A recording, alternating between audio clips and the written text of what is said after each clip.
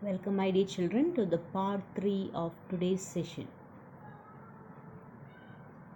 In the last module we have seen why banking of roads is essential. So here let us discuss about the circular motion through a banked road. Now you can see the picture of a car which is moving through a banked road.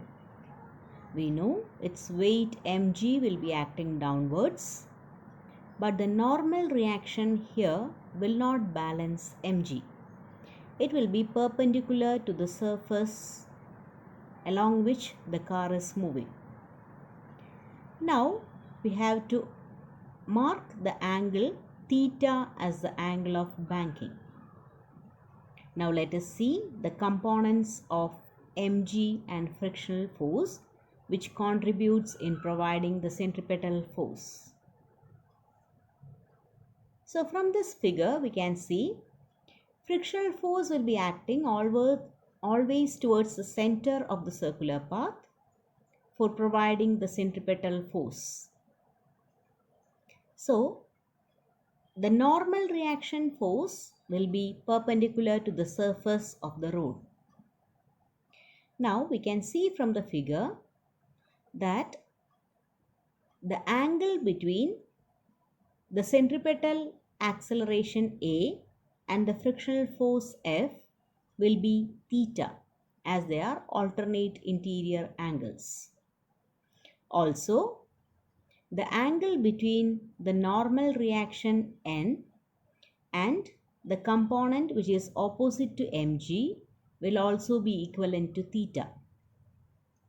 Since angle between any two rays will be equivalent to the angle between their perpendiculars. So, adopting the resolution of vectors, we can see n cos theta will be opposite to the direction of mg and n sin theta will be towards the centripetal force. Similarly, the components of frictional force, that is F cos theta will be providing the centripetal force, whereas F sin theta will be along the direction of mg.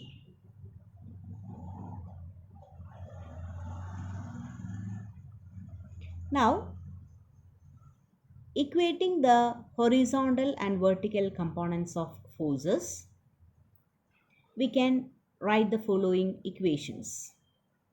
We know from the figure that n cos theta will be balanced by mg plus f sin theta, since they are equal and opposite.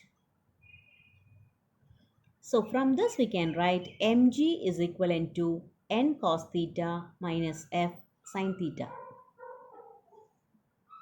Also, the horizontal components which is helpful in providing the centripetal force are n sin theta and f cos theta. So we can write n sin theta plus f cos theta is equivalent to the centripetal force mv square by r, where r represents the radius of the circular path. Dividing the two equations, that is equation 2 divided by equation 1, we get mv square by r divided by mg is equivalent to n sin theta plus f cos theta divided by n cos theta minus f sin theta. Cancelling m on the LHS, we get v square by rg is equivalent to n sin theta plus f cos theta divided by n cos theta minus f sin theta. We can replace the frictional force m with mu s into n.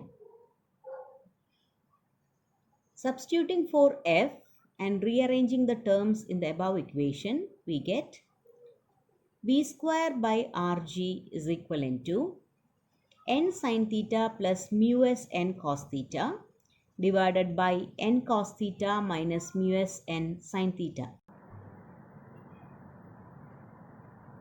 Dividing the numerator and denominator of RHS by cos theta, and cancelling n from all the terms, we get v square by rg is equivalent to n sin theta by cos theta plus mu s n cos theta by cos theta divided by n cos theta by cos theta minus mu s n sin theta by cos theta, or sin by cos is equivalent to tan.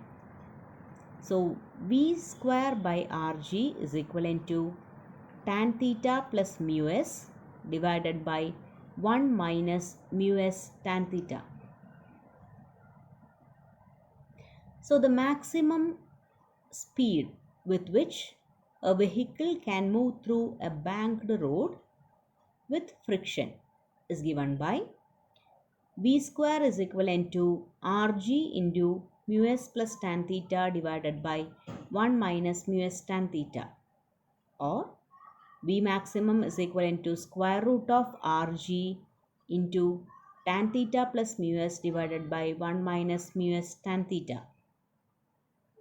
If there is no friction, mu s will be equivalent to 0.